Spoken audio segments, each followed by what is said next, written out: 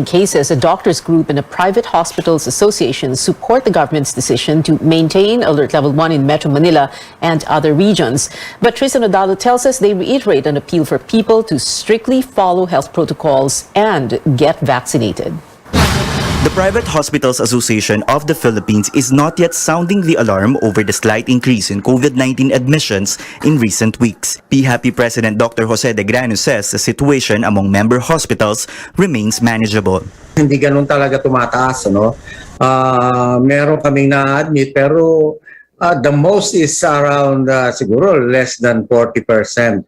De Grano adds COVID facilities and beds are still not fully utilized. Halos konti lang ang na-ICU dito because of the yung critical ang symptoms or severe ang symptoms, and most of these patients are those na hindi talaga nabakunahan.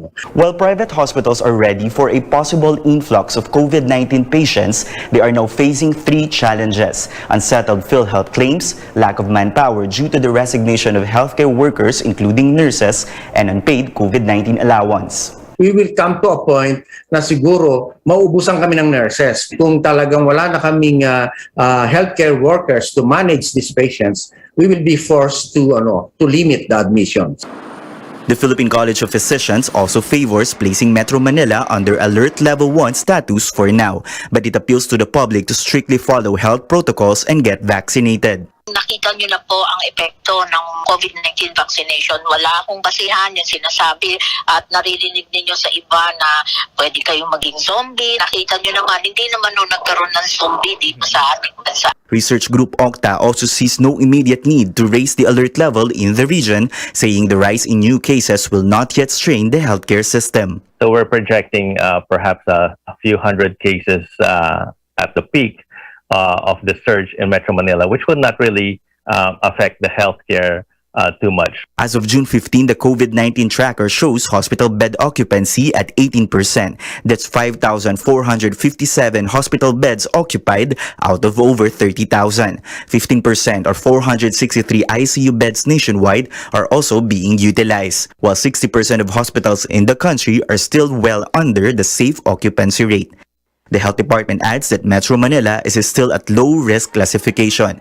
The department adds as long as severe and critical hospital admissions remain low, a shift to a higher level is unlikely. Tristan Odalo, CNN Philippines. An employers group is against the potential escalation of the alert level in Metro Manila, even with rising infections. The Employers Confederation of the Philippines says this will only hamper economic recovery. It notes workers will be the most affected if the government reimposes the stricter alert level 2. Bakit tayo nag-uusap ng level 2? Dapat asikasuhin, huwag ma-overwhelm ang hospital natin dahil puno sila ng mga ibang non-COVID patient ngayon. Pag nagkaroon ng little surge, magkakaroon ka ng problema na naman sa hospital. Yun ang sinasabi namin, asikasuhin, huwag yung ipapasa na naman sa economy tsaka sa mga tao na mawala ng trabaho ang problema. The Interior Department is giving Cebu Governor Gwen Garcia until this weekend to change her ordinance on the optional mask wearing outdoors. But Secretary Eduardo Año did not say what exactly is going to happen if the provincial government stands its ground. Año maintains Cebu has overstepped its authority. I'm consulting with my legal team and hindi pa namin i-announce ngayon. No? We'll just do what is legal and what is commensurate to that particular kind of action of the Cebu provincial government. It's beyond their powers to supersede, to counter, to contradict a national statute. News overseas now. China's capital, Beijing, has extended the mandatory mass testing in its most populous district. Chaoyang, home to 3.5 million people, will conduct testing each day for the next 3 days. This in response to the apparent outbreak linked to a popular bar. 63 people were found positive for COVID-19. The Chinese government admits facing challenges in reviving its economy following extensive lockdowns. Retail sales are down by 6.5% in May compared to last year, while the youth employment rate hits a record high of 18.4%. Over in the United States, the Food and Drug Administration Advisory Panel supports the COVID-19 vaccination of children as young as 6 months. All 21 advisors voted in favor of expanding the emergency permit of Pfizer and Moderna to include kids up to 5 years old. The US FDA follows the decision of the panel in most cases. A study finds there could be limits to the effectiveness of Pfizer's COVID-19 pill Paxlovid. While the antiviral drug helps protect high-risk patients, the same cannot be said for those who are at low or moderate risk. The findings were based on 1,100 standard-risk adults. Pfizer says nearly half the global population is at high risk for COVID-19. To address the growing needs of the growing cycling community and help riders in emergency situations, Metro Manila authorities open a motorcycle and bicycle repair station along EDSA. Our George Quiles will tell us what a bikers group thinks about this new support hub. Cyclist Lian Centura's tire went flat along Shaw Boulevard in Mandaluyong City. With no vulcanizing shop nearby, he planned to walk with his bike to find one. Luckily, a fellow biker passing by offered assistance. Kapag mga ganito, boss, malayo kami sa nasa kami, wala kami makunan. Kung alam mong may dala ka, tulungan mo yung kasama mong siklista. Para hindi naman po siya kawawa. Kasi alam ko malayo po kasi vulcanizing, dun pa po eh. To help bikers and even riders facing similar problems, the MMDA has opened a repair station at the ground level of Quezon Avenue flyover on EDSA. More of these will be put up in strategic areas of major thoroughfares in the coming days. Ito po ay may basic tools. Meron din po tayong pang vulcanize kung sakali pong sila ay mapaflatan. Ito po ay libre. Maglalagay po tayo ng tao na trained para po mag-assist. Ira Cruz of the group Move As One Coalition says there are other key issues that also need to be resolved. Among them are the safety of bike lanes and awareness of motorists on road sharing. It's also about the quality of those bike lanes. Need to be permanently protected from motorists. That goes hand in hand with the lack of education of motorists in terms of how to share the road with other road users. Cruz says he personally experienced being cut off, beeped at, and yelled at by motorists even while on the bike lane. And with more recklessness, accidents are inevitable.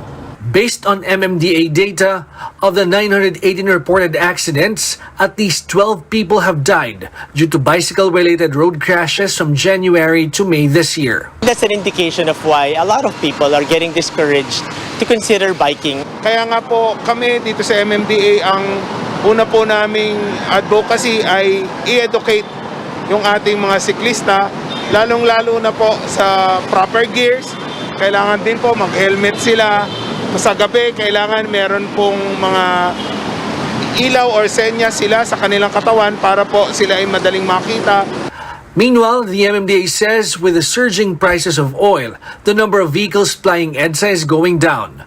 From 417,000 vehicles on May 5, it's down to 392,000 last June 9. The MMDA says for now, there's no need to expand existing 5 to 8 p.m. number coding scheme.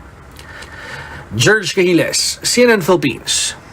Up next on Newsnight, police insisting there is no legal basis yet for them to take the hit-and-run driver Jose Antonio San Vicente into custody. Spokesperson Jean Fajardo tells us why.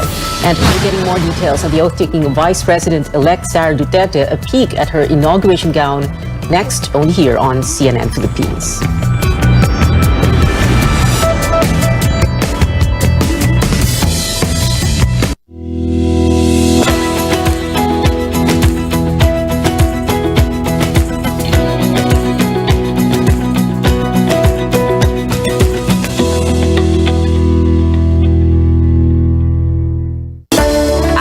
Conquering the universe was the ultimate, but there's more.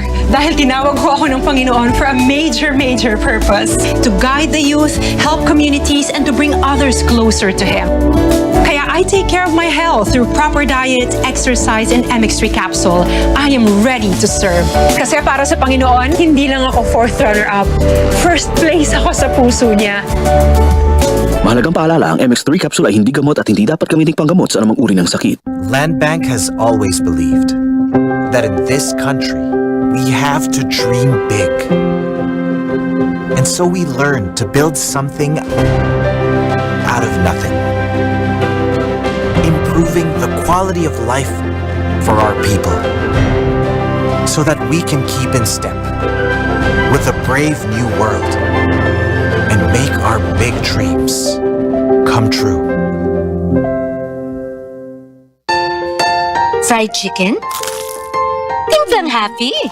With easy-to-cook Magnolia Chicken Timplados. Iba't ibang sarap ng chicken, kaya. Anong Magnolia Chicken Timplados mo? Iba't ibang easy chicken sarap.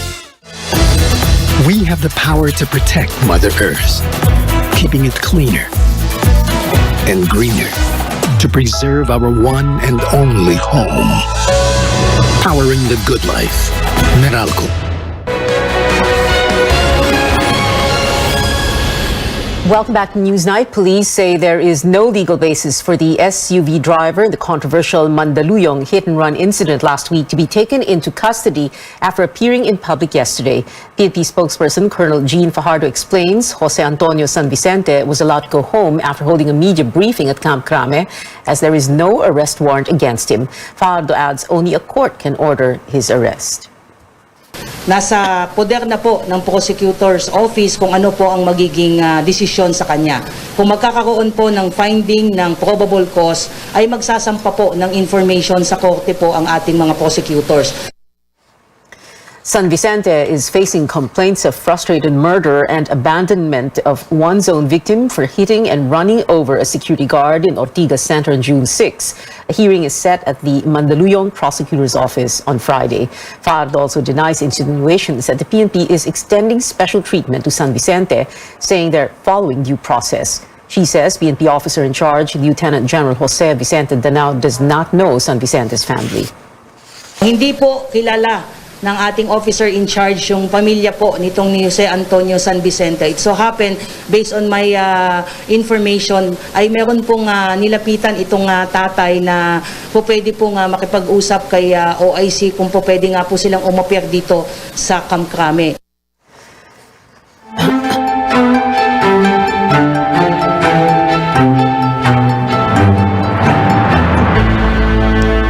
The Interior Department is looking into an alleged plot to embarrass President-elect Ferdinand Bongbong Marcos. Former Senator Juan Ponce Enrida claimed certain groups in the Philippines and the U.S. are working together to tarnish Marcos's reputation. DILG Secretary Eduardo Año sees the Communist Party of the Philippines and the New People's Army as possible suspects. We are validating the information. The intelligence community is into it. What we can surmise, the CPP and PA and its cohorts are actually have the intent to cause embarrassment to President-elect Bongbong Marcos. No? Kasi itong mga kaliwang grupo na to, right from the start, kahit sino mo po presidente, palaging ganun yung kanilang ginagawa. We will not allow any group to what you call conduct any nefarious activities, much more to discredit the incoming administration. Año says all government forces are on alert against any possible threat linked to the inaugurations of Marcos and Vice President-elect Sara Duterte. Outgoing Tourism Secretary Berna Romulo Puyat takes her oath as the next Deputy Governor of the Bangko Sentral. BSP head Ben Diokno swore her in as the central bank's 5th Deputy Governor this afternoon. Puyat will oversee the Program Management Office for the new BSP complex in New Clark City, as well as regional operations and other programs. She will also sit as Vice Chairman of the Board of Directors at the Philippine International Convention Center and as an alternate of the BSP Governor to select governing boards. Vice President-elect Sara Duterte's attire for her upcoming inauguration has been unveiled. Davao-based designer Silverio Anglacer shared a sketch of a Filipiniana gown outlined with green on the right. Is that the right or the left side? On the left side. Duterte will take her oath this weekend ahead of the inauguration of President-elect Marcos on June 30. Stay tuned to CNN Philippines for the special coverage of the inauguration of Vice President-elect Duterte in Davao City. We will bring that to you live as it happens this Sunday, June 19th. Don't miss also our documentary Inday Sara, the Vice President, and our pre-inauguration special hosted by senior anchor Rico Hizon from 3 p.m. onwards.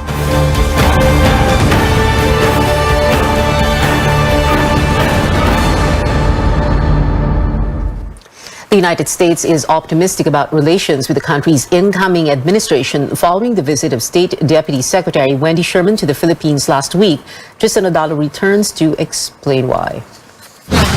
Recalibrating the Enhanced Defense Cooperation Agreement or EDCA and the Visiting Forces Agreement or VFA with the United States amid a changing geopolitical situation and a Philippine administration in transition.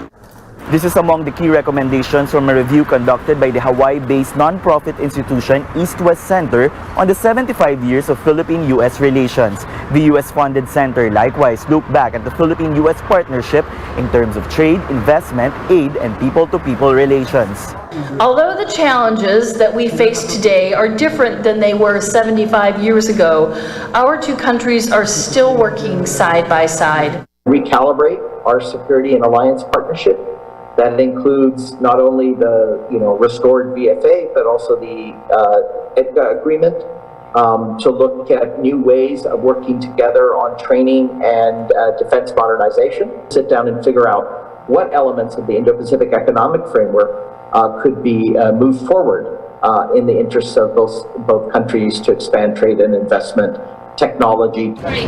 In terms of security cooperation, 37 joint military exercises or balikatan have been conducted since 1991. The Mutual Defense Treaty is also the oldest military alliance in the Indo-Pacific region. The bilateral trade between the two countries is valued over $25 billion as of 2020. The U.S. also donated more than 33 million COVID-19 vaccines. Partnership in terms of aid and disaster response also prospered in the last 7 decades. We have a very high priority in engaging the new administration in Manila on our relationship. And you can imagine the areas that we will cover. Our alliance issues, our military cooperation, defense cooperation, how the Philippines would like to interact with the Indo-Pacific Economic Framework. The United States hopes that these key findings can help the U.S. to chart the course of its ties with the Philippines in the next 6 years under the Marcos presidency. Tristan Odalo, CNN Philippines. Shifting gears, keeping your cash on hand might seem like the most convenient option, but when it comes to your savings, finance experts say it might be best to try other routes. Our senior correspondent Lois Calderon has more. Filipinos are getting creative in saving money. There's the Ipon Challenge that can help grow savings of up to over 100,000 pesos in 1 year, from setting aside little amounts each day. But they're kept in piggy banks, plastic water bottles, in drawers, or even vases. Iniipon ko yung mga 20 na bago ngayon na coins. 2 baboy yung alikansya na plastic, nakakaipon na kami na isa, nakakapuno na. Aabot ng 5,000. Before po sa bangko, naglalagay po ako sa bangko ng pang savings. Tapos ngayon po, minsan sa bahay na lang din para less hassle. But those coins and banknotes hidden at home are becoming costly for the Bangko Sentral ng Pilipinas money printing activities. The BSP asked the public to recirculate those coins so it does not have to mint more and instead boost state coffers to fund social services and contain the coronavirus. To help savers in remote towns, banks have to bring financial services closer to the unbanked. Most of our kababayans live from a hand-to-mouth existence. They get paid by the hour. The moment they go to the bank, they line up and they waste 2 to 3 hours. They feel a kind of intimidated because they're wearing shorts, slippers. When building wealth, time becomes an enemy. 1 year of locking coins and notes in a piggy bank makes your money lose its value as gasoline and food prices become more expensive. Here's the proposition of wealth coaches. Free up those coins and deposit them with banks. Banks pay interest rates for savings, so you grow your money over time. E-banking or electronic bank are more creative. Some banks right now offer 6% interest per annum. They can afford to give that 6% is because, number one, they don't have any fiscal setup. There are other upsides to keeping your money in the bank. Your notes will be updated. We tend to change the look of our money. There's an insurance for deposits, 500,000 per depositor. But because you make very little profit from time deposits, consider other investments. The list is long. Stocks, real estate investment trusts, REITs, bonds, or fixed income. unit investment trust, and mutual funds. These are highly volatile instruments, and you must be prepared to Take the loss. take the loss and face the consequences. Or be your own boss. Start your own business, because once you start your own business, you can easily make 20% per transaction to 50% profit. It is higher compared to the bank. The bottom line, set financial goals, weigh the risk, and get expert advice. Because money multiplies only when in good hands. Royce Calderon, CNN, Philippines. When we return, the PBA Press Corps' Comeback Player of the Year and Game of the Season have been announced. And the BTS member sets things straight, saying the group will continue working together and are not breaking up. Details next on Newsnight.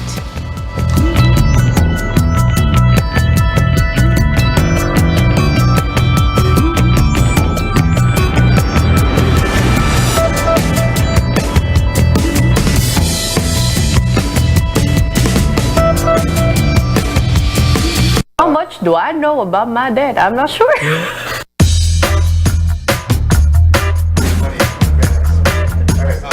So what distinct trait did you get from your dad? Yeah, si Gio is the carbon copy of my dad now. I would say persistence. Dad kasi has this thing when he makes a joke. When someone doesn't laugh with him, he'll repeat the joke or do another joke until he gets one A laugh laugh. and he goes, Or at least a okay na giggle. ako." I'm pretty sure that I got my dad's temper. Everything that we do, whether it's at work or it's at home, we usually feel very strongly about it. So when something goes against that order, yeah, we all of a sudden turn into this lawyer. What is the best gift you received from your dad? Yan. Meron akong gustong-gusto na rubber shoes na naalala mo. Yung iniiyakan ko pa sa mall. Tapos parang nakatatlong balik. Best talaga eh. Natanggap ko. Iniyakan mo eh. Oo, wala mo. Humiga ako ng 30 minutes dun sa the store. I got a bike from Santa Claus, and I was like, wow, there really is a Santa Claus. My dad could never afford this. Show your most recent photo with your dad on your phone and tell us the story behind that photo. This is me and my dad. This is after I got my license. He's a boomer and I'm a Gen Z, so I have habits that I do, very expressive, if you will. So dad sometimes copies that, so dad goes, so I go, him teasing me like that bridges our, generation gap. This is a couple of months ago. It was just a nice dinner by the beach. It was also our first, we haven't traveled in over 2 years at this point. About So around that 2 was our years. first family trip. Share your first inuman story with your dad. Ayan. Inuman natin sa third floor. Tinanong ko si Papa, bakit si Mama yung pinili mo? Yun nga, loving, caring, tsaka talagang napaka masikaso. Yun nga, tsaka napikot nga daw kasi siya. My dad gets drunk on a fruitcake. In our home, we used to host these Really big parties. He'd observe us from afar, and then he'd just be like, It's like watching National Geographic. yeah, It's just like, we're the animals in the wild. yeah. Father's Day.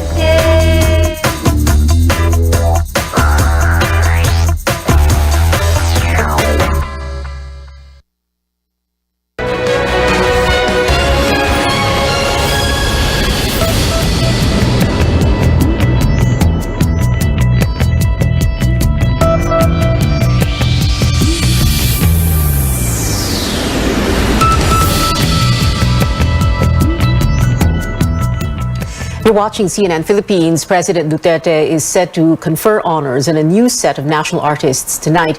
The event was scheduled at 4 this afternoon, but it has yet to begin. The 8 recipients for 2022 are Agnes Locsin for dance, Salvacion Lim Higgins or Slim for design, Nora Honor, Ricky Lee, and Marilu Diaz-Abaya for film and broadcast arts, Jimeno Abad for literature, Fides Cuyugan Asensio for music, and Tony Mabesa for theater. Abad and Lee spoke to CNN Philippines earlier this week with advice for aspiring artists and what the award means to them. I'm happy with the message that it sends that scriptwriters are also filmmakers. Kasi usually, pag pinag-usapan yung pelikula, director at artista lang nababanggit. Pag may festivals abroad, hindi na-imbita ang writer.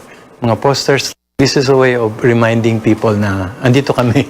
Kami yung pinagmulan ng pelikulang ginawa, yung istorya. You cannot demand from the writer, no, you write this way, you write that way. No. Every writer finds his own way with language. Now, in other words, the writer finds his own way through the lexical wilderness of language. You make your own clearing. You make your own clearing within that language. That is style. The honor recognizes Filipinos who have significantly contributed to Philippine arts and culture. More of our kababayans getting honored this time on the hard court for the PBA Press Corps Awards. Junmar Fajardo of the San Miguel Beermen will be named Comeback Player of the Year, returning after a year of absence because of a tibia fracture. The Meralco Boats' Alain Maliksi is Mr. Quality Minutes, while the thrilling San Miguel versus Northport match is the game of the season. Awards night happens on June 21st, 7 p.m. at the Novotel Manila Araneta Center. Entertainment news now. Here's a first look at Barbie's famous partner in crime for the live-action film. Hollywood heartthrob Ryan Gosling will play Ken in Greta Gerwig's Barbie. The new photo has gone viral, with netizens imagining the team-up between Gosling and Margot Robbie as the titular character. The movie, inspired by one of the best-selling toys of all time, is set for release on July 21st next year. And in K-pop, Jungkook of BTS clarifying the Grammy-nominated act is not disbanding and will continue with activities together. In a live stream Wednesday, the vocalist said that they still have plenty of work to do as a group and that they will keep filming their show Run BTS. BTS recently announced that it is going on a break to focus on solo pursuits. Jungkook also told fans they're taking time off to gather energy. And that is it for now. Join me again on News.ph at 7 p.m. I'm Pia Ontiveros. And before we go, here are tips on how you can make an energy smart home. Let's watch this.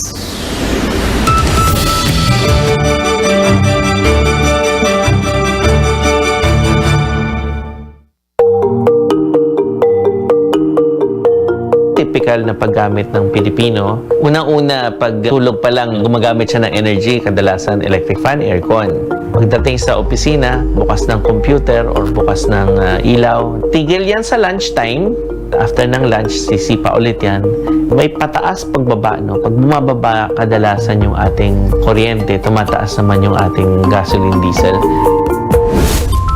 Yung smart home, yun yung kino-combine natin, yung energy technology sa information communication technology.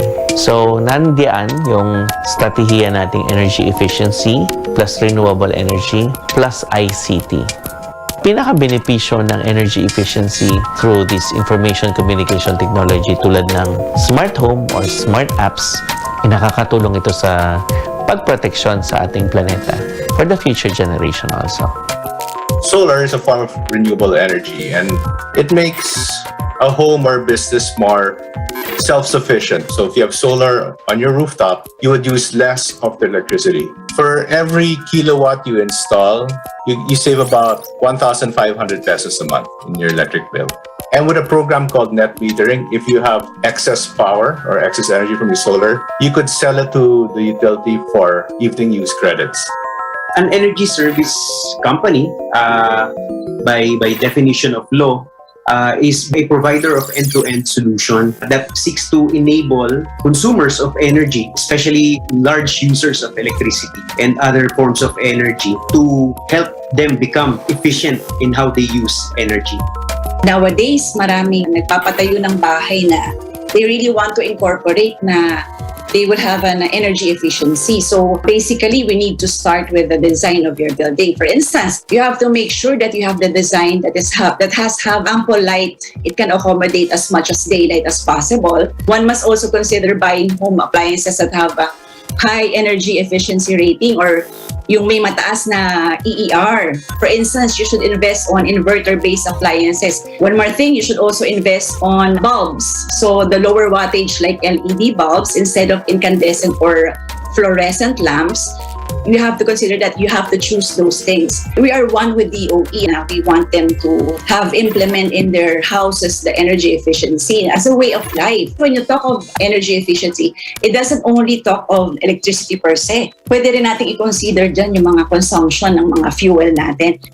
It is really important not just for people to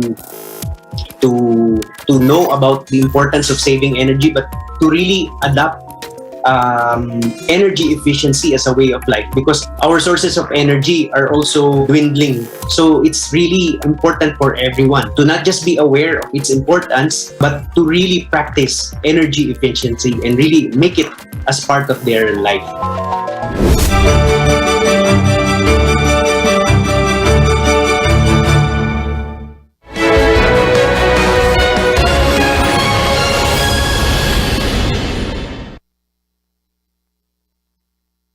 This program is brought to you by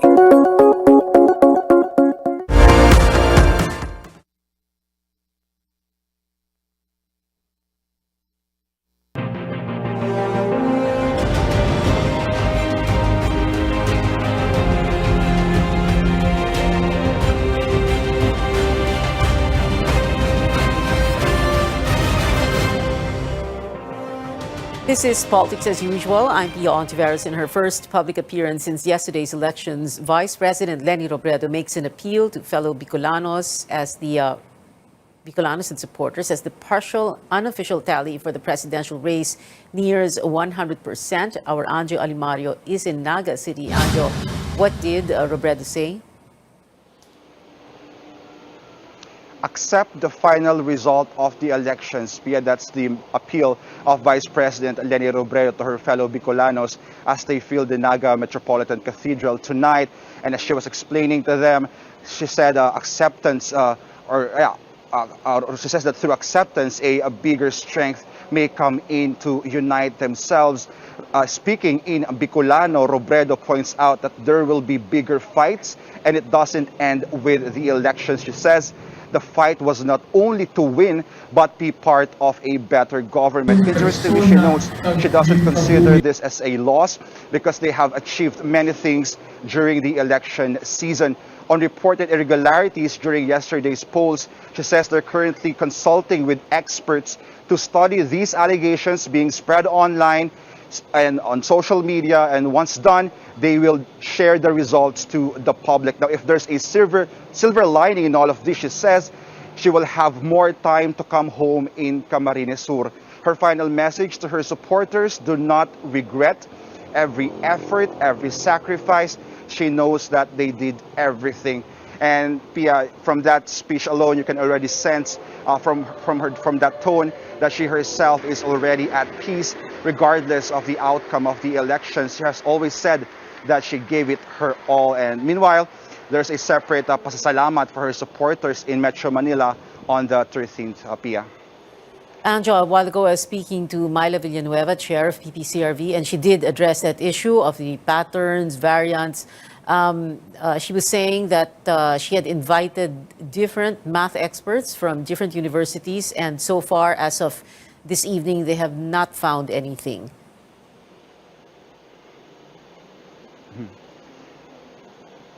Well, that's interesting, Pia, and I don't know if that's the same experts that the Robredo camp has been consulting with, but definitely we will relay that information to them, and as to how soon will they release that result of their so-called consultation with these experts to really verify, to vet all these allegations spreading, of course, on social media. Of course, Robredo already appealing to her supporters to accept the result of the elections.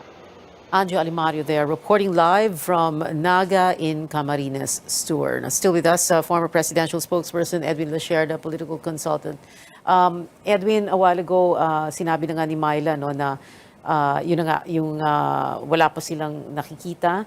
Another important thing that came up during the campaign was this Google Trends. No? Right. So a lot of people kasi were saying, we have surveys, but meron kaming problema sa survey kasi medyo parang bakit si BBM ang leading. So tingnan na lang natin tong Google Trends na to. Did that help the campaign or did that make things worse?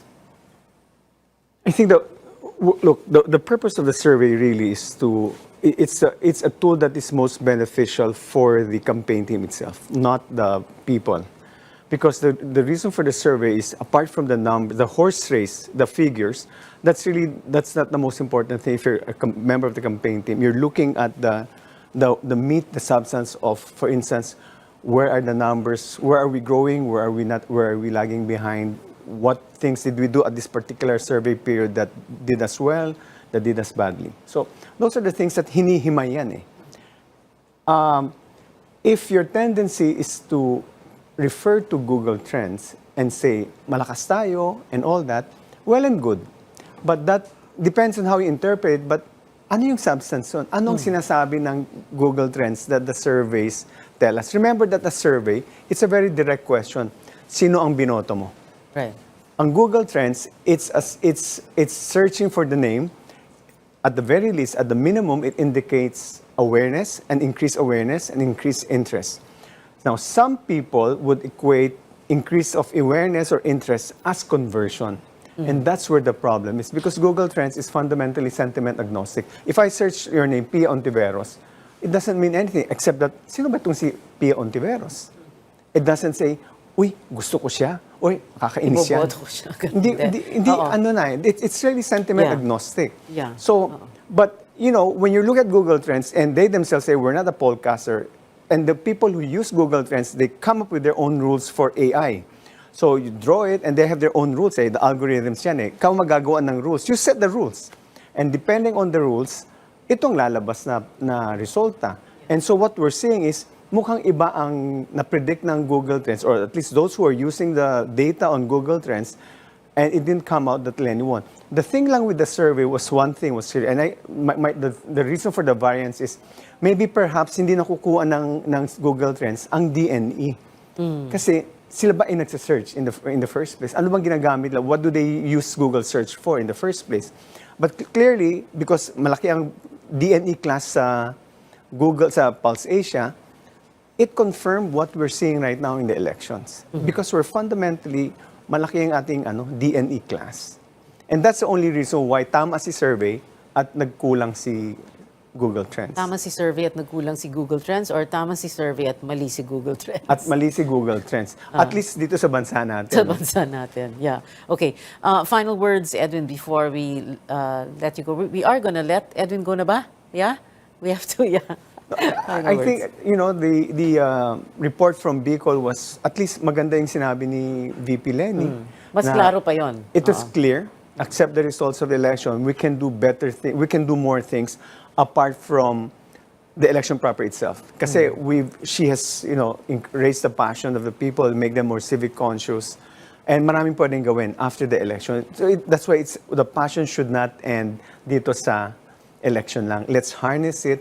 Let's turn our rage, our anger, our frustration, our denial, the 5 stages of grief into something positive. And that's what we're looking at. And maybe on Thursday, when she addresses the supporters, it would be something... Friday.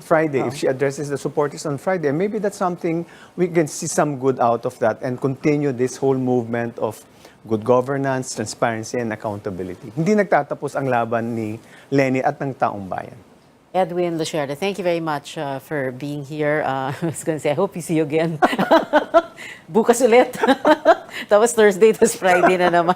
You're becoming a regular here. Thank you so much, Edwin. Thank you. We'll be right back after this very quick break. Stay with us.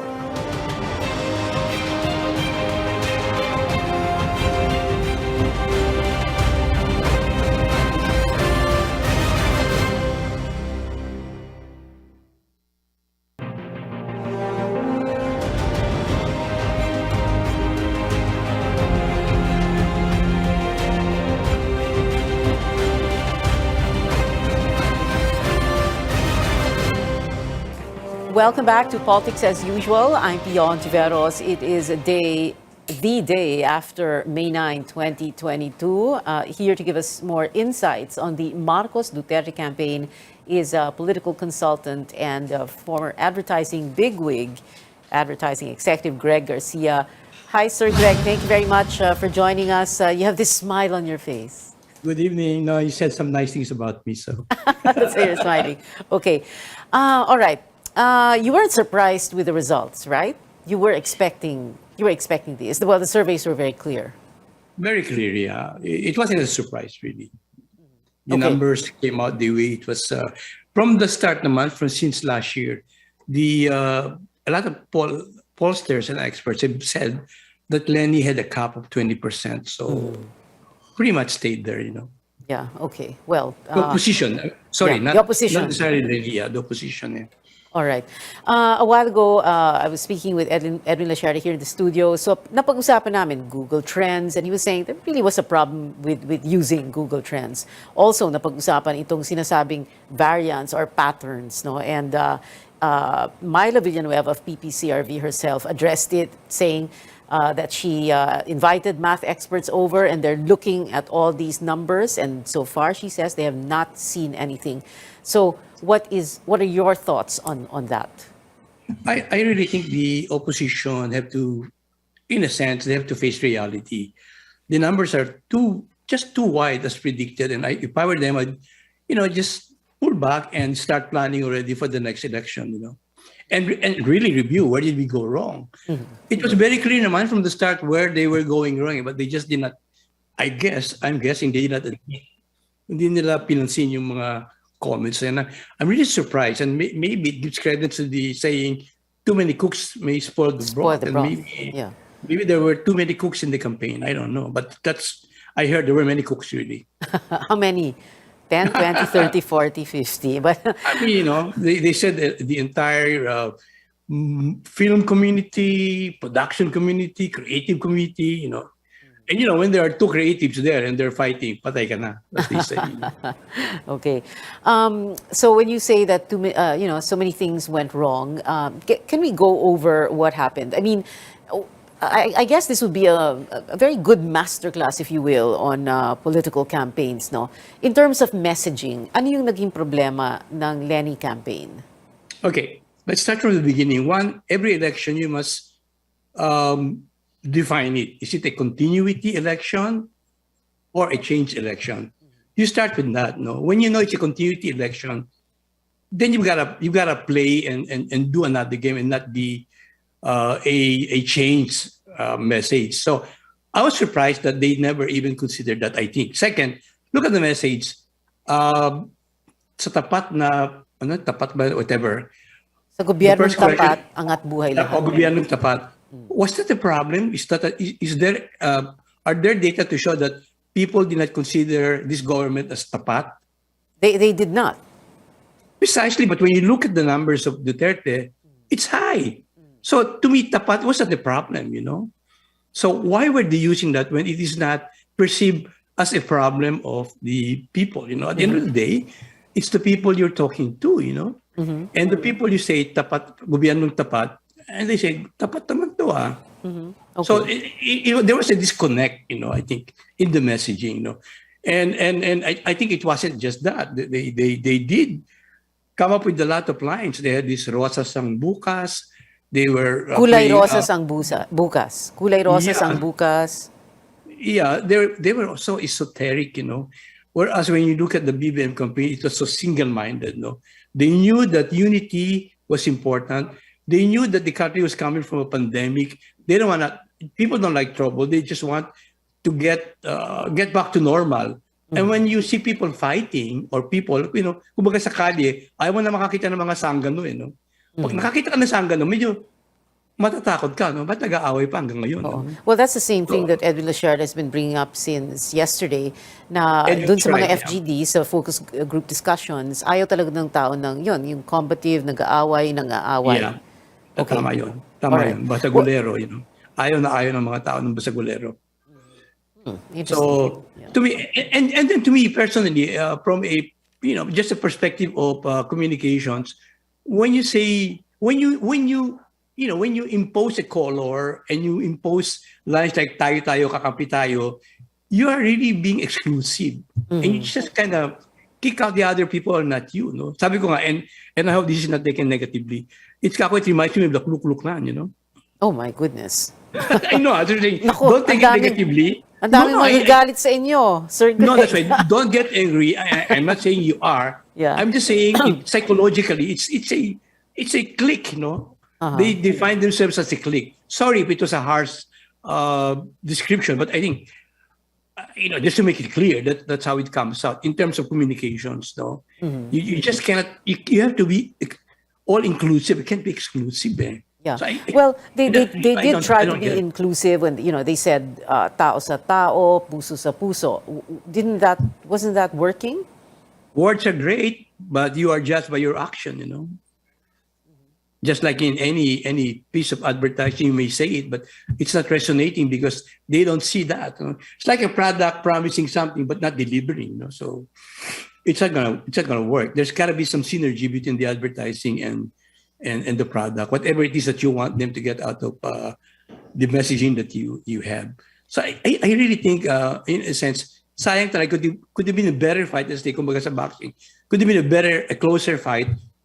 But I really think they did not go out of their way to try to convert people. I think Edwin Lacerda said that earlier. You've got to go out, convert people. The first question you should ask is, if we are 20%, where will our votes come from? Obviously, it will come from the BBM votes. So therefore, you have to court the BBM voters. Well, How do you do that? that is what they try to do, Sir Greg, hindi ba? Ang sabi nga nila, they need to educate BBM voters para malaman nila what was wrong with martial law, etc. There you go. The opening line pala, I will educate you, is already a turn off, I think they should have been more sensitive to the feelings of people. Sabi ko nga, if I were to really, if I can turn back the hands of time, I would have taken up anthropology in college. It gives you a better understanding of people talaga and the culture. You cannot communicate from your point of view. It is always to be from the point of view of the person you're talking to. I think they were communicating from their own point of view, believing that everybody was like them. It's so difficult if you make a conclusion that everybody should be like me. That's fatal when you say everybody should think like me. It's not. People don't think like you. And in this world of this election, only 20% of people had the same kind of thinking. You have to get the votes from somewhere else. They should have been more sensitive to the feelings of the people who are for BBM, because these are the people that they would have converted sana to go to the lead camp. Thank you so much for being with us tonight, Sir Greg Garcia, political consultant and executive advertising bigwig. Salamat, Sir Greg. Bongbong Marcos has yet to claim victory in the presidential race. That's despite his huge lead against his rival, VP Leni Robredo. Our correspondent Rex Remigio is at the Marcos campaign headquarters here in Mandaluyong City. Rex, why is Mr. Marcos not claiming victory yet? Well, what happened in the 2016 vice presidential elections has something to do with how they see things now.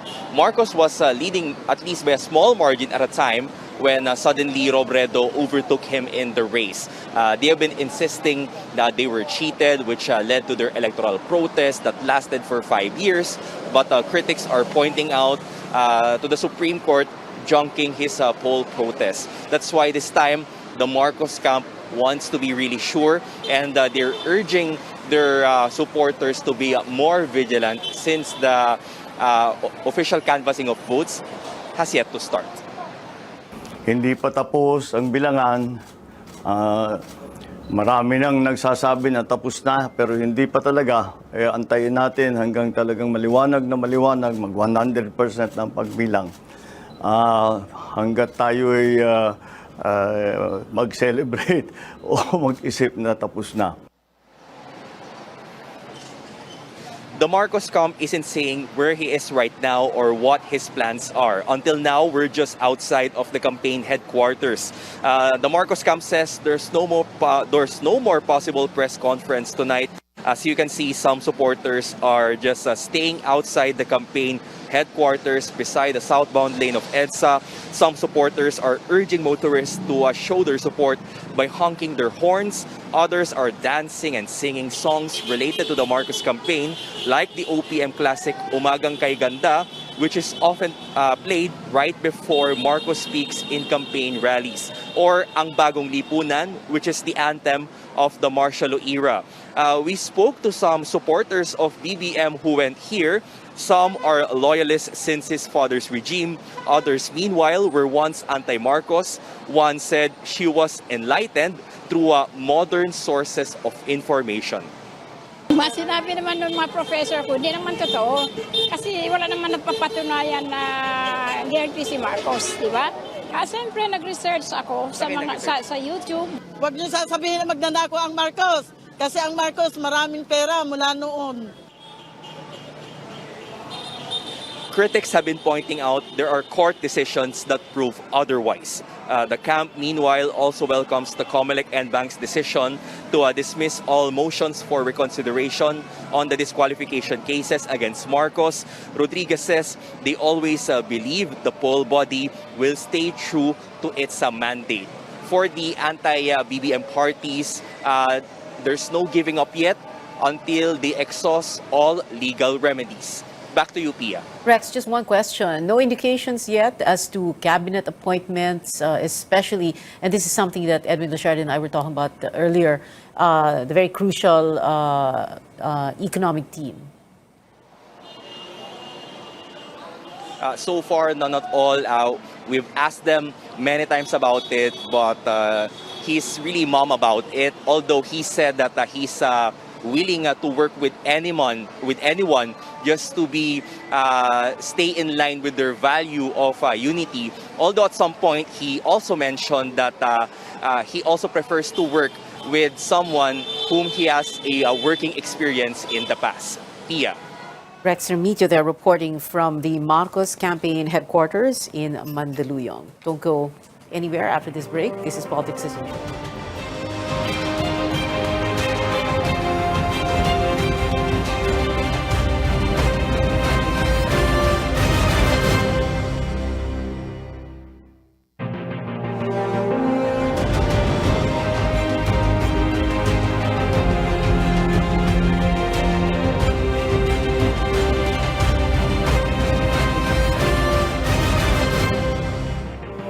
We're on our final stretch. Here to give us his election assessment and outlook is political analyst Richard Heydarian, which he had been doing since last night. He was with us here in the studio last night, but he's joining us now via Zoom. Hi, Richard.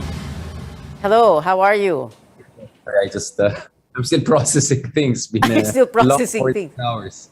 Processing things. You mean it's still sinking into you now? Not at all. No. I'm done with the sinking in part. It's more like processing information with all of the interviews and all we have been doing over the past 48 hours. Okay, yeah, I was about to also introduce you as Richard Heydarian, the half Ilocano who was almost born on Marcos Highway. I think I got a little bit of flack on Twitter. It's like, we don't care if you're happening. I just had to say, I told already on Manpur, I was born almost in Marcos Highway. Just some trivia, just in case people are interested. Yeah, okay. Well, we're interested in this. Just, Edwin Lasharde was here a while ago. I was also speaking to the chair of PPCRV, Myla Villanueva. Napag-usapan yung patterns, variants. Now, this has been going around social media since last night. And the Lenny supporters saying that, this probably proves that something went wrong. So Myla addressed that issue, and she said that she had invited math experts from different universities, and so far, as of tonight, they have not found anything. What does this mean to you? Right. Again, I'm also not very surprised with that. We have seen this, let's say, strategy of denialism for quite some time. We saw that with the bashing of the surveys, including very authoritative surveys, which were consistently correct and spot on almost throughout the elections. We have seen all sorts of alternative indicators, including Google Trends being used, something which is laughable to anyone who has basic idea of how these things work. I mean, interest levels, you can manipulate that. Interest level has nothing to do with voter preference. I've been hearing this, so we're just seeing the latest version of the same denialism. I don't even know if it's a strategy anymore. I think this is just some sort of emotional outburst by people who do not want to see the facts. I mean, you and I, Pia, we have been mentioning the facts on the ground. I've been saying, where are the adults? Because, if you're an adult, you're going to come out and say, you see, maybe we won, maybe we lost. this is the lay of the land. We want to move forward, whether winner or loser. You want to move forward based on verified data and facts and reasonable indicators. And you can pull some mathematician or statistician, whatever, here and there. Anyone can do that, right? But the point is that when you subject this to peer review, to the established consensus of experts, you're going to see a very different results.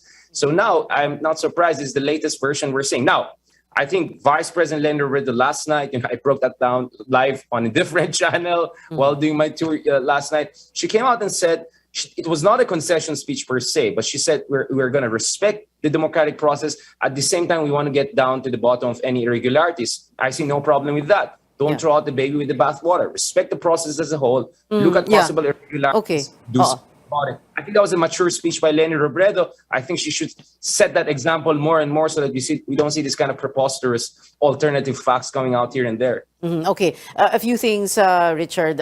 So tonight, Anja Arimari was reporting that Leni spoke again in the Naga Cathedral, and she said, and we quote, to accept the final results. That's what she said. And it was much clearer than early this morning, yung 2 o'clock in the morning speech niya. At the same time, speaking of surveys, what we're seeing here is that, yes, the surveys were right, after all. Yeah, Pulse I mean, Asia, they're very Pulse spot. Research, Lilo, every last one of them.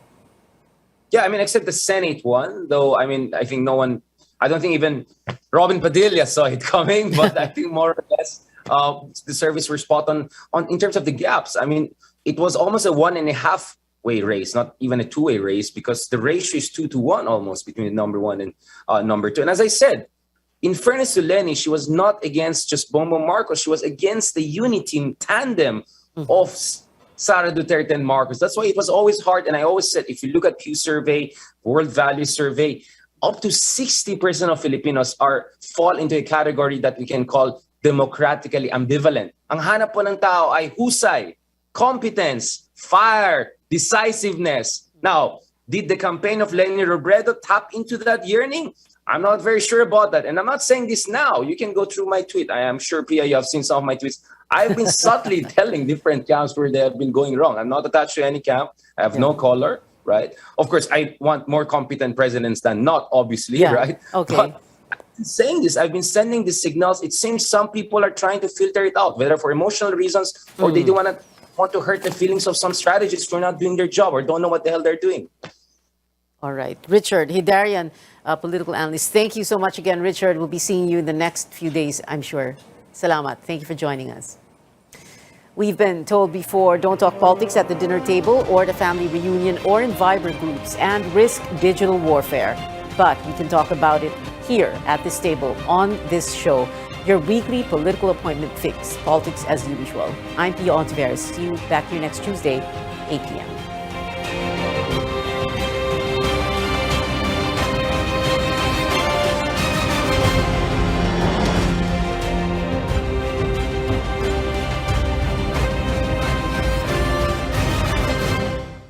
DYKB Radio.